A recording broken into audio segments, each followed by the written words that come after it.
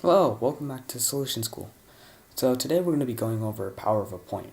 So this is one of the most important theorems out there, especially in geometry. It's also one of the most asked, especially in terms of circles, and it's in middle school contests, high school contests, you name it, right?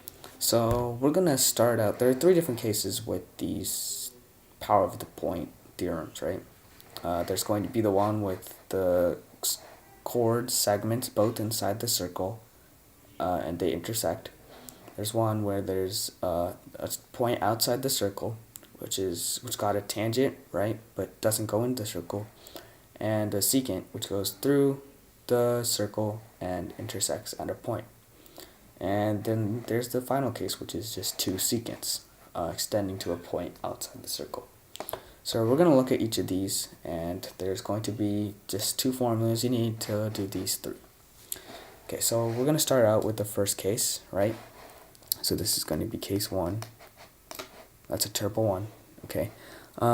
So the first formula you need to know is DE times EB equals AE times EC.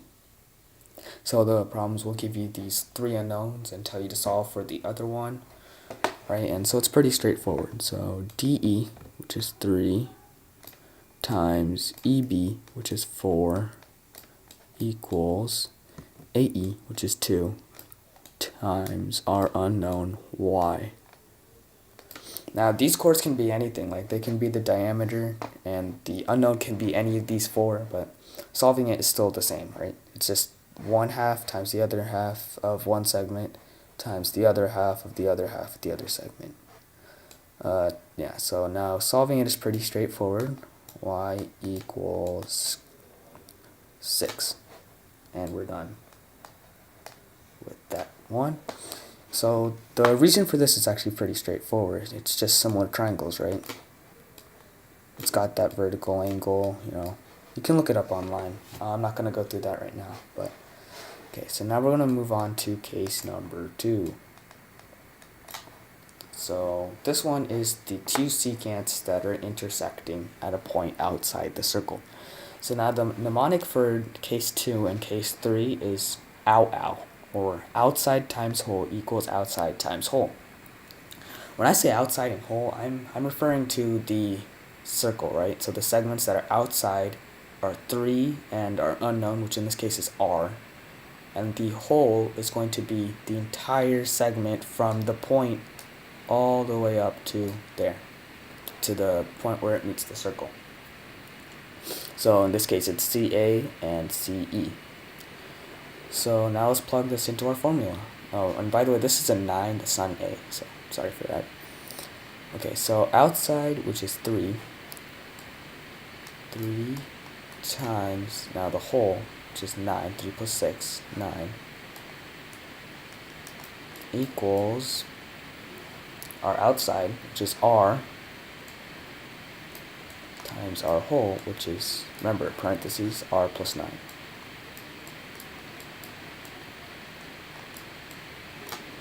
And then you can solve for this. So 27 equals R squared plus 9R. And then you can use the quadratic and solve for that. I'm not going to waste my time on that. I'm just teaching you power of the point, right? Okay, so case number 3. So first let me just get this out of the way.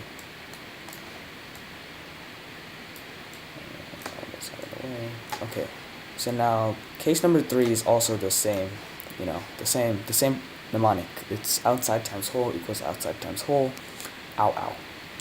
But in this case, we do have one secant, which is going to be the same, right? 4 times 4 plus x.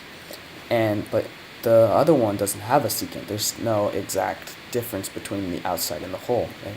The outside is from the point to where it hits the circle first, which is 6.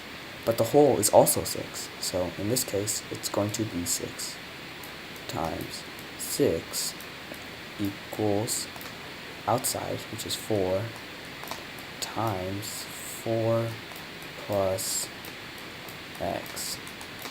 So 36 equals 16 plus 4x. 20 equals 4x, and x equals 5. And we're done.